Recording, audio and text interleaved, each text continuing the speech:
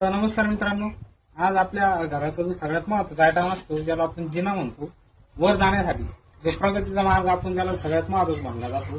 तर वास्तुशास्त्रामध्ये जिन्याला इतकं खूप महत्व राहतं. ज्या पद्धतीने आपण आपली प्रगती करीत वर जातो आणि जर आपला जिना जर चुकीच्या पद्धतीने जर झाला त्या स्पीडमध्ये आपण खाली झिरोवर सुद्धा येऊ शकतो. अशा पद्धतीचा जिना हा आपल्या दैनंदिन जीवनावर परिणाम करू शकतो. तर आपलं राहुल मिस्त्री एकदम व्यवस्थित सांगणार आहे का आपल्या वास्तुशास्त्रानुसार पण आणि जिना कसा असला पाहिजे आणि त्याचं महत्व काय असणार आहे. तर राहुल मिस्त्री नमस्कार. नमस्कार. तर राहुल मिस्त्री आपले जेवढे मित्र असतील त्यांना सगळ्यांना आपल्याला सांगून द्या, आपण ज्यावेळेस जिना बनवतो घराचा तर आपण कुठल्या प्रकारे त्याची काळजी घेतली पाहिजे, कसं लक्ष ठेवलं पाहिजे. सर्वात प्रथम आपण ज्यावेळेस प्लॅनिंग करतो तर जिना हा वास्तुशास्त्रात आहे ना कोणत्या दिशेला पाहिजे याच्यावाले सर्वात प्रथम विचार केला पाहिजे. समजा दक्षिणेला पाहिजे किंवा जर तिकडे जर ऑप्शन नसलं तर पश्चिमेला तरी घेतला तर काय अडचण नाही. म्हणजे या दोन शुभ दिशा आपल्याला जिन्या करता. त्या जागेनंतर जिना आपण समजा प्लॅनिंग केलं मग जिना बनवायची पद्धत म्हणजे अशी, तर जिना ज्यावेळेस आपण बनवतो तर तो उजव्या हाताला बिंगता असला पाहिजे. म्हणजे का असला पाहिजे का आपण 90% लोक हे उजव्या हाताने जास्त काम करत राहते. म्हणजे एनर्जी उजव्या हाताला जास्त राहते. म्हणजे आपली रॅनिंग धरून आपण सहज वर जाऊ शकतो. म्हणजे एनर्जीला ताकद जास्त लावू शकतो आपण रॅलिंगला. म्हणजे तो सोयीस्कर जशी घड्याळीचा काटावर असतो ना तसं गोल जिना फिरता पाहिजे. आणि सर्वात महत्वाचं जिन्याचे टप्पे कसे असले पाहिजे आणि किती असले पाहिजे. तर काही वेळेस काय होतं, आता आपल्या हाईट ना दिवसेंदिवस आपण वाढव घेतोय, समजा 11-12 फूट हाईट घेतोय तर मग ते समजा विषम संख्या असली पाहिजे. मग काही काय फिक्सच डिझाईन याच्यात माझी पाहिजे आपल्याला वास्तुशास्त्रात. तर मग ते ना असं आपण ज्यावेळेस भागाकार करतो तर त्याचं उत्तर शेवटला 2 आलं पाहिजे. समजा 17 किंवा 23 असं आलं पाहिजे. पण मग काही वेळेस काय होणार, तुमच्या हाईटनुसार ते बसणार नाही. तर त्यामुळे तुम्हाला काय करणं आहे, ते जर नसं बसत तर कमीत कमी विषम संख्यात जरी आपले टप्पे बसले तरी चालतंय. म्हणजे तुम्हाला एक उदाहरण देतो मी.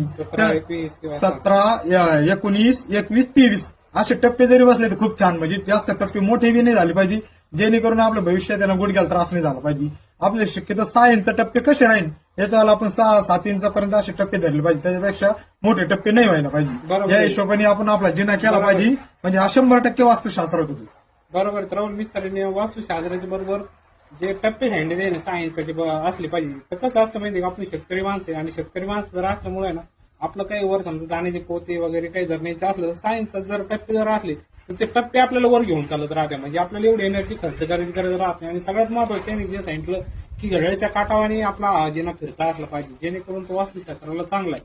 आणि सगळ्यात महत्वाचं त्यांनी सांगितलं आपला उजव्या हाताला आपण जेव्हा असं धरून चालतो तर आपला तोल बिल गेला आपण पडण्याची काही लक्षणं जरी वाटले तर आपण त्या हाताने ताकद लावून त्याला धरू शकतो. म्हणजे तो वास्तुशास्त्रात बी येतं आणि वैज्ञानिक कारण पण आहे. दोन्ही पण आपण दोन्हीचा कॉम्बो करून हा जिना तयार करायलो. अशाच पद्धतीने जर तुम्ही जिना तयार केला तर तुम्हाला पण म्हणजे तुमची जी होणारी भरभराटी तुमच्या घरामध्ये भविष्यात तर ती भरभराटी तुमची एकदम व्यवस्थित आणि चांगली होऊ शकते. जेणेकरून काही वास्तू जे दोष निघतात तिथे जवळपास आपल्याला जिन्यामध्ये म्हणजे आढळून येतात. तर ते वास्तू दोष निर्माण नाही म्हणून तर त्यासाठी मी हा व्हिडिओ घेतला होता. जेणेकरून आपल्या घरामध्ये कुठलाच असा दोष राहिला नाही पाहिजे. कारण की आपण जे घर बांधतो ज्या विषयीची कमाई लावत असतो ती योग्य प्रकारे आणि योग्य प्रकारे योग्य ठिकाणी जर लागली तर एकदम त्याचा वापर व्यवस्थित आणि आपल्या जीवनावर दररोजच्या ज्या जीवनावर होणार परिणाम तो एकदम चांगला होत असतो. आणि ज्यावेळेस आपण जिना बनवणार आहे तर हा पॉझिटिव्ह बनवायला पाहिजे. जे करून हा जिना आहे ना आपल्या घराला आहे ना चांगली एनर्जी देतो.